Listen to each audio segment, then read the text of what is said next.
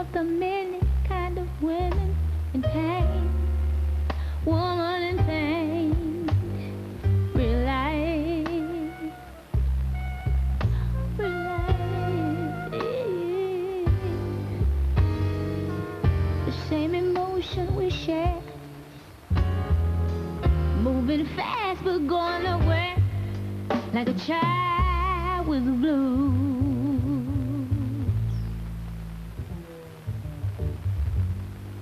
Child with the blues.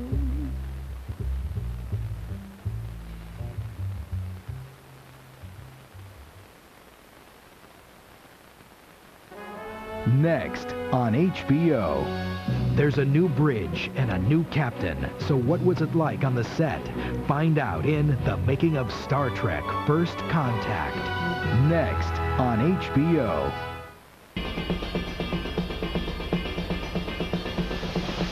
In a case where truth can be bought, Jury tampering, tax evasion, money laundering, you name it. justice comes at a price. You better watch your back. Are you scared? Yeah. And winning means everything. We really need your help. My son is dying, and the crooks won't pay for his treatment. Directed by 5-time Academy Award winner Francis Ford Coppola. You in over your head, son? Absolutely. Matt Damon, Claire Danes, John Voight. Do you even remember when you first sold out? John Grisham's The Rainmaker. Premieres Saturday, November 14th on HBO.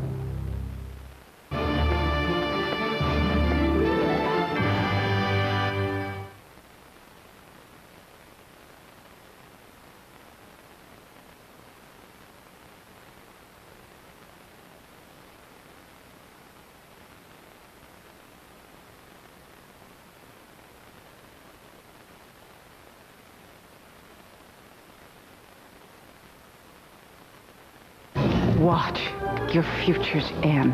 They invade our space, and we fall back. They assimilate entire worlds, and we fall back. The line must be drawn here. Fitting. Parker, action. Engage. Journey to the far reaches of the universe in a behind-the-scenes look at Star Trek First Contact. I think the Borg are the coolest bad guys we've ever met on Star Trek. Don't let them touch you! They've adapted. The special effects are spectacular, but also very beautiful. I was doing things I've never done before. It was great. Always, you have the best time playing the bad guy. Don't be frightened. I'm not frightened. It is about terror. It's about the unknown. What's at stake is the future of the universe. Other than that, not much.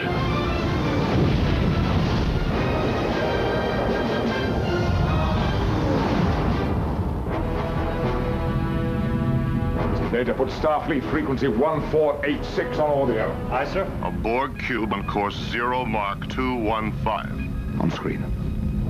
We are aboard. Lower your shields and surrender your ships. Your culture will adapt to service us.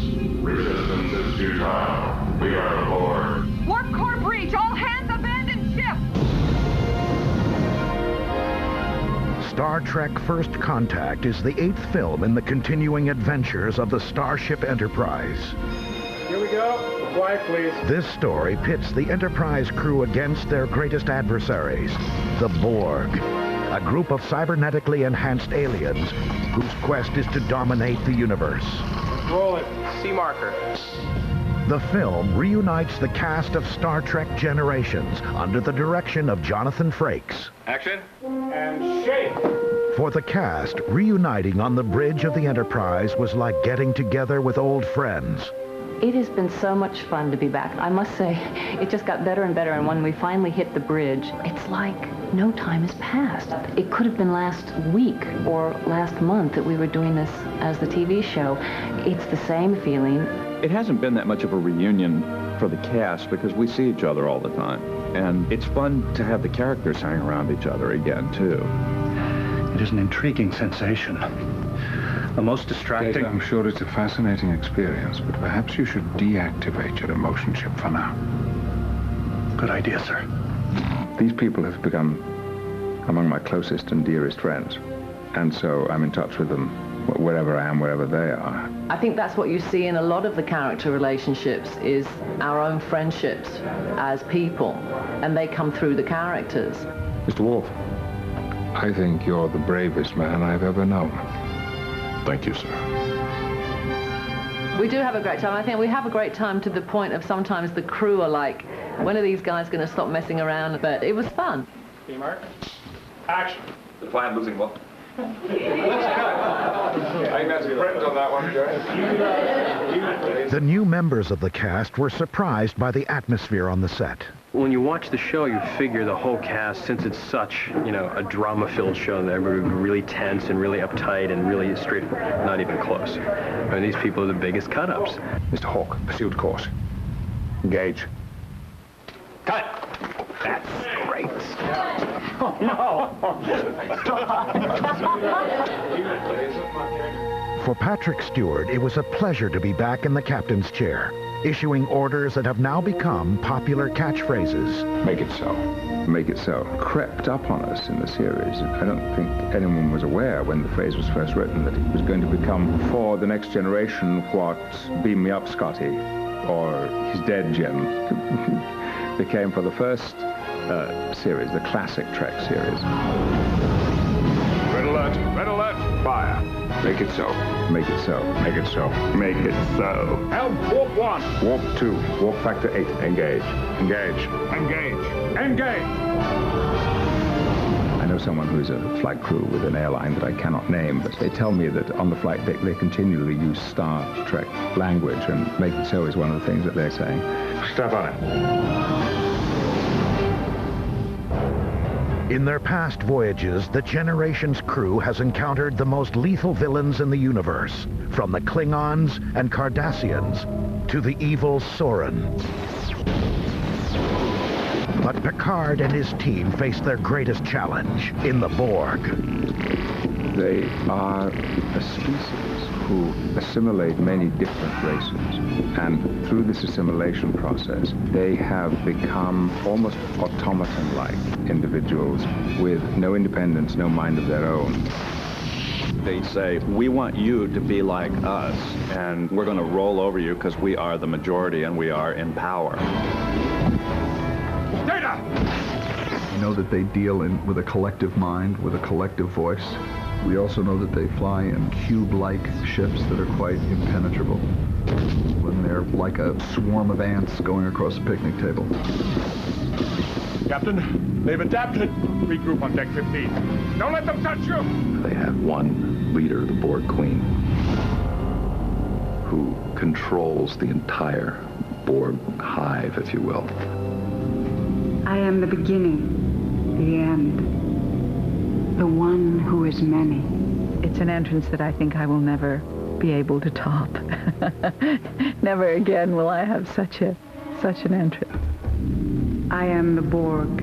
She's the fountainhead of it all. She's it. She's the intelligence that animates the Borg. By assimilating other beings into our collective, we are bringing them closer to perfection. Somehow, I question your motives. That is because you haven't been properly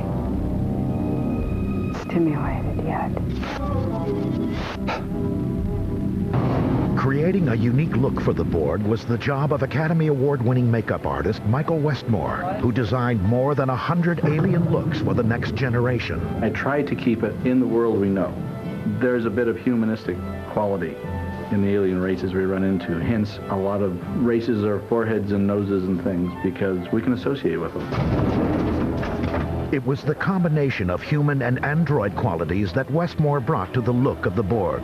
The biggest challenge with the Borgs was trying to make them look more functional. As a machine, we'd put holograms in the eyes, LCDs in the eyes, blinking lights, just anything we could to give more action to the face. Get around! A mouthful of eyepiece here. When I realized I was going to have 36 of these things to build, I had to get a little creative, and each one of the eyes blinks out in Morse code a different person's name. This one is blinking out Rick Berman, Jonathan Frakes, my dad. You have to kind of know where the start is and where the stop is. Otherwise, it just reads as garbage. Applying the Borg makeup to each actor took up to 4 hours. We have so many different pieces. We have pieces that wrap around the head all the way. We have pieces, individual ones that go on each ear. We've got chunks that go on the head. We've got tubings running into the face. It's such a challenge to the makeup artist. It's huge. And it isn't all makeup, it's the suit, having to get dressed in the suit. Parker. My call time was 6 a.m., so we've been averaging about 5 hours in makeup and wardrobe total. It takes us about an hour to an hour and a half to get them dressed. You're back. We took our Borg actors and we had body casts made. Each costume is individually molded. It's hot. So it takes quite a while. I used to be 350 pounds. Now I'm about 180. Special armature was added as a final touch to the Borg costumes. It's pretty much servo controlled, which is the servos I use for model airplanes and stuff by radio, and I control this function and this function and this function. We have a modified stun gun that's inside here. 80,000 volts, but it's completely safe.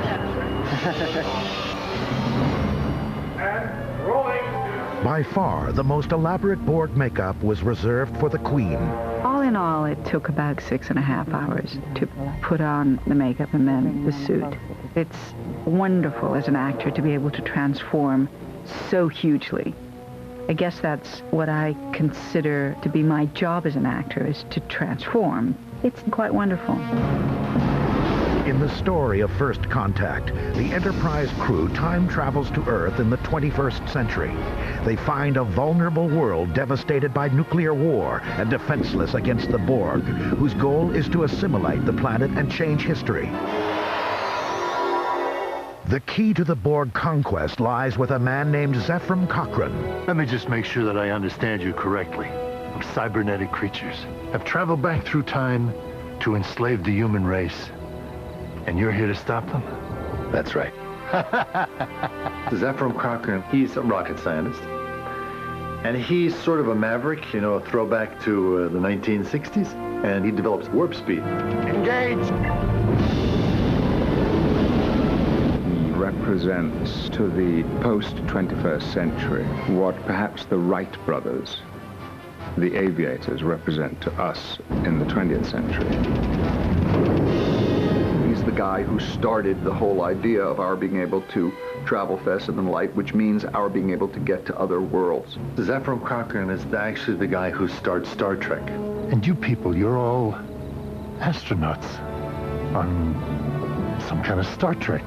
Cochrane is played by Academy Award nominee James Cromwell, who had appeared in several episodes of The Next Generation. When we were creating the character, we always had Jamie in our head. And then Babe came along, and all of a sudden he was nominated for an Academy Award, and we thought, oh my God, we're not going to get him. He's too big for us now. But because we had worked with him on a number of occasions, we were delighted that he did, in fact, take the role. Coming from the future, where Cochrane is a legend, the Enterprise crew confronts a man quite different from their expectations. History has painted Cochrane as this great visionary, and it's amazing to us to realize that he's just a guy. We all grew up hearing about what you did here. Really? You're standing almost on the exact spot where your statue's gonna be. Statue? Oh, yeah. Because I am supposed to be able to deal with people better than anybody else, they send me to meet with him, and he actually is a huge challenge for Troy because he insists on making her drink with him before he even talks to her. 88B, take one. To the Phoenix. May she rest in peace. Got it. Once again, gang. Take two. May she rest in peace. Got it. To see Counselor Troy under the influence of 5 or 6 shots of tequila is worth the price of admission alone. Mark. Action! May she rest in peace. Troy's real pretty, so I introduced her to tequila of sorts. It's sort of a home brew and rock and roll.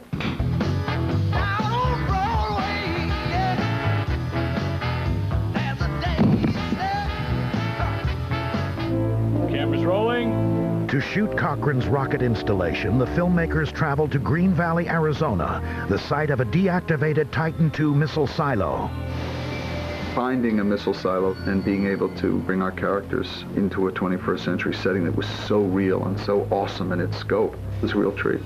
It was an actual ICBM missile in its tube 100 feet down underground. So it was the real thing. Isn't it amazing? This ship used to be a nuclear missile.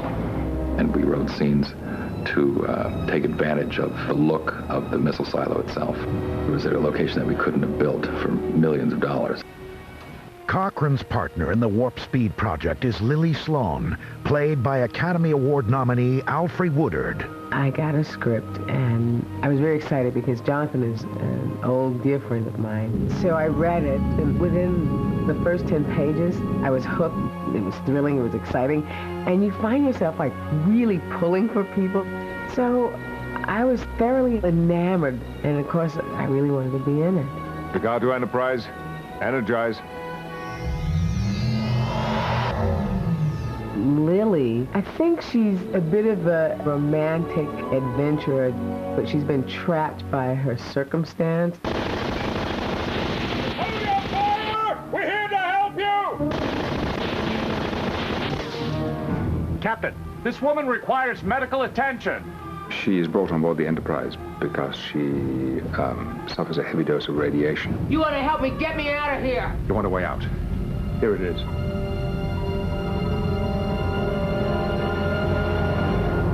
Welcome aboard, Lily. I think she's in awe of this ship. I mean, this ship is like, you've died and gone to heaven. Perhaps the most famous spacecraft in the history of the movies is the Enterprise. Over the course of the Star Trek adventures, there have been 4 versions of the ship.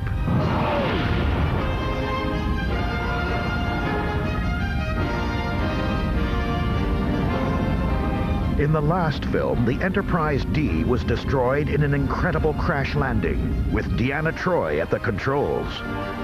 The Enterprise does crash, and she had been the last person left in charge on the bridge, so the running gag has been that we gave her the keys and she crashed the car.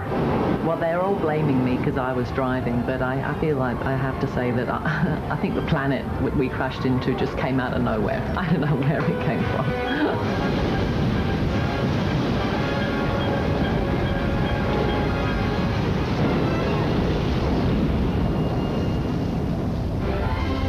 Bringing the adventures of the new Enterprise E to the screen was second nature to Frakes, who had directed several episodes of The Next Generation.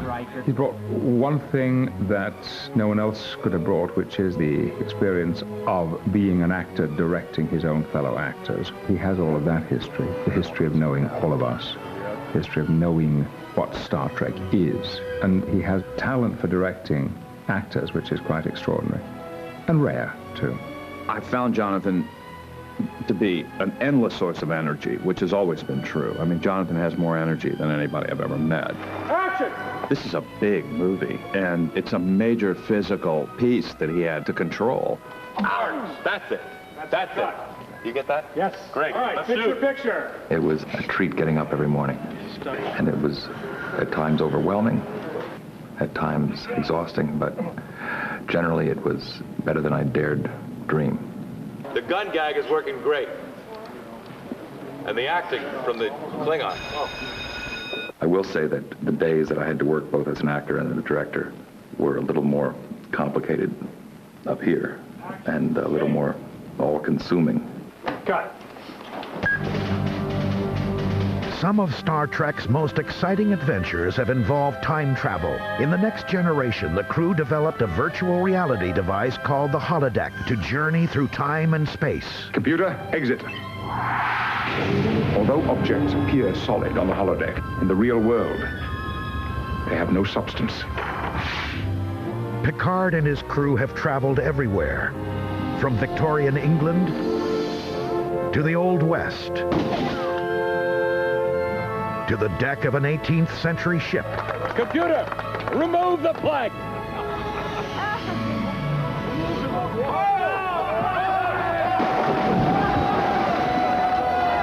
First Contact finds Picard and Lily entering the holodeck with the Borg in hot pursuit. Perhaps something is said. They travel to the 1940s, where Picard takes on the persona of a detective character he created in The Next Generation. Well, look what the cat dragged in. What's shaking, Dick? The usual, Nick. Martinis and skirts. Excuse me. In the series, we established that Picard was a detective thriller fan, particularly the exploits of a character called Dixon Hill, who is a Philip Marlowe-like gumshoe. And one of the more charming sequences in the film is the holodeck sequence, which takes us back into mid-1940s America. The filmmakers recreated this sequence at the landmark Union Station, where Patrick Stewart found a personal connection. I'm a railway buff, so when I first came to Los Angeles, one of the first things I did was to go down and take a look at Union Station. But I had no idea that this particular room existed. It is a perfectly preserved replica of a late Art Deco interior. And then to see this transform into a 1940s nightclub was absolutely beautiful. That was a movie magic day, to have hundreds of extras in period costumes, a full 18-piece dance orchestra, 5 cameras, explosions, Borgs, Patrick looking like 007, Alfred in the gorgeous gold lame. Try and look as if you're having a good time. You know, it was great. It was like running into the holodeck because suddenly we were in another film. I got to turn into a completely different person right in the middle of, you know, this film and this character and this danger. And I think for Lily, she loses herself in that moment. No, look at me. Try to act naturally. Picard needs to disable at least one of the Borg so that he can acquire some information from them. So he lays his hand on a Tommy gun, an authentic Thompson submachine gun.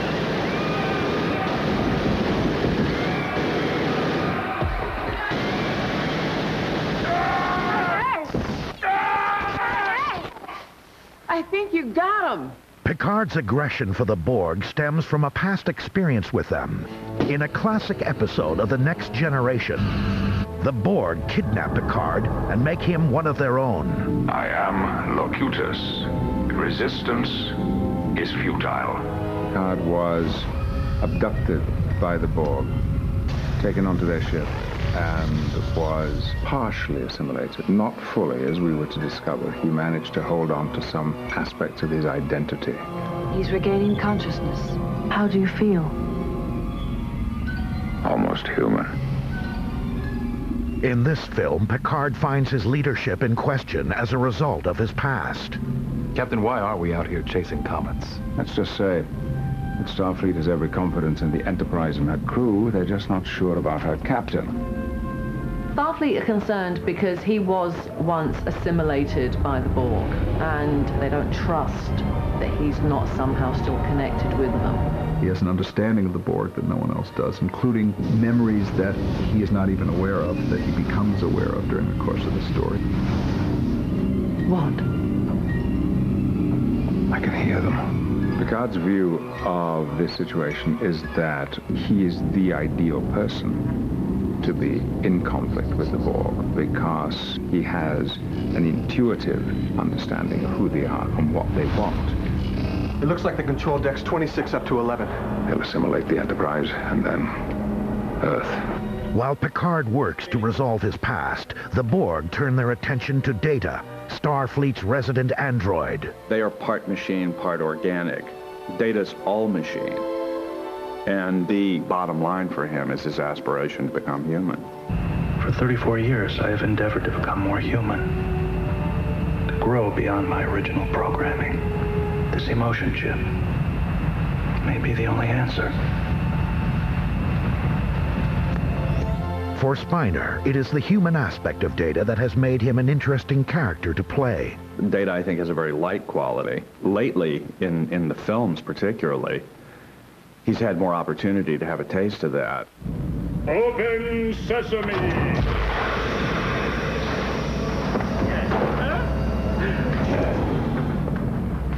You could say I have a magnetic personality. Humor! I love it! In this story, the Borg see Data as their key to taking over the Enterprise. He is, shall we say, intriguing to them in a very special way. The Borg Queen is quite attracted to our android, Mr. Data. There's an extraordinary fascination for his intelligence.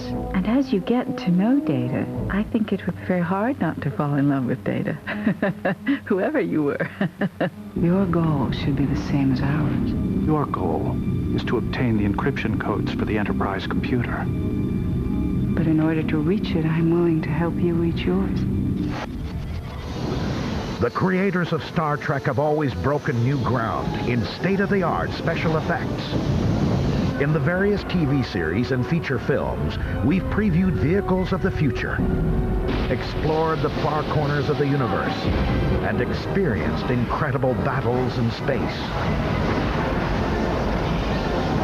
Lock bases and return fire.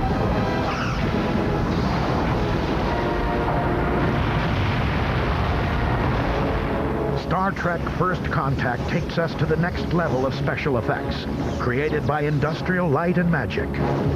One of the keys to any science fiction movie is having wonderful visual effects.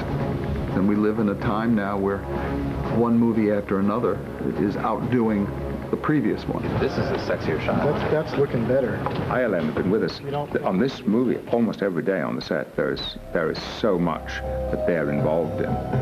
One of the film's key sequences takes place on the Deflector Array, an area outside the Enterprise that repels asteroids and other space debris from the path of the ship. We do have one scene which takes place on the hull of the ship. How are you doing, Mr. Wolf? Not well, sir. Try not to look at the stars. And three of us encounter Borg in the area of the Deflector Array. They're getting ready to signal their friends in another part of the galaxy, and we're out there to stop them. And it's going to be a spectacular scene.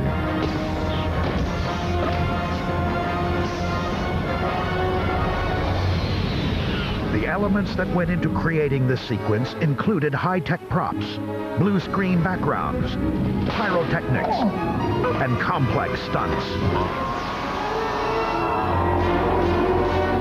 As the Borg pursue them across the array, Picard and his crew find themselves in zero gravity. We're attached to the ship by magnetized buoys. But if you release the magnets, then you're free to float. To simulate weightlessness, the actors themselves were required to suit up for the situation. It's just like being in a body brace. They hook these things on you on the side, and they say, well, we got a great idea. We'll hook them in these harnesses and pull them over the side.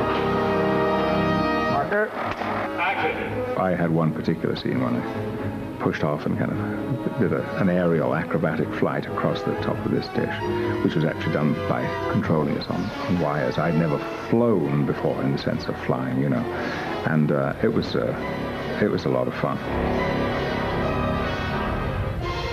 By scaling new heights in their journeys through space, Picard and the Enterprise crew continue to reach for the stars. Engage. Star Trek First Contact is one adventure they will not soon forget. I think it's going to be both astonishing and frightening to see the finished result. The sense of fun is back in Star Trek. Maximum setting. If you fired this, you would have vaporized me. It's my first ray gun. And the action stuff, I think, will speak for itself. Fire.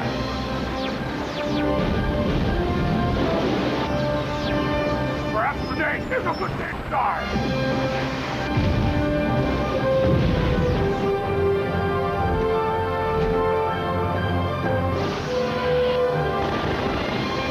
I really enjoyed it.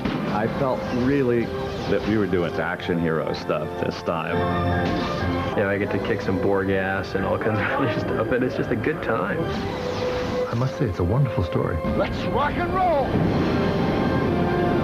Can you think of a greater gift than to be projected into the future, to be able to just see it? I mean, it's amazing. Make it so.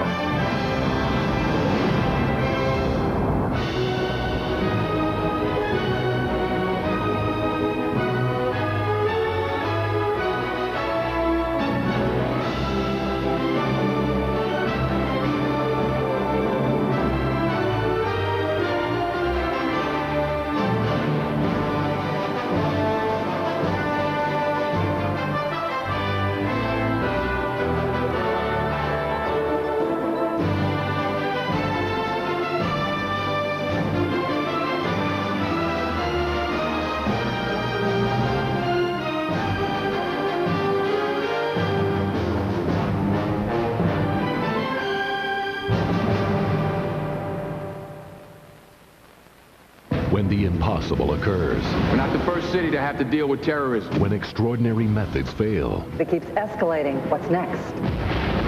The only remaining option is the unthinkable. I'm declaring a state of martial law in this city. We intend to seal off this borough. Then we intend to squeeze it. HBO First Look goes behind the scenes of a city under attack in The Siege. An action-filled drama starring Denzel Washington, Bruce Willis, and Annette Bening that turns New York City into a movie set. To stand on 42nd Street and have Broadway closed down right there at Times Square, that's pretty amazing stuff. FBI! He's got a bomb! Code Red! Code Red! Do you want to die? Do you? HBO First Look, The Siege, premieres Monday, November 2nd on HBO. Next on HBO. Share the fun of family favorites featuring the voice of Robert Klein, HBO storybook musicals, Mike Mulligan and his Steam Shovel. Next on HBO. One of the greatest mysteries of all time. A curse is unfulfilled. The story of a shattered empire. A lost princess. You really are Anastasia. Anastasia. Coming in November on HBO.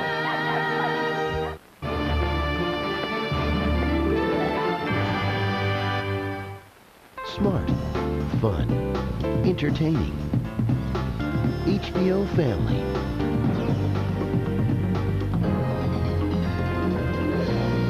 And now, the HBO Family presentation.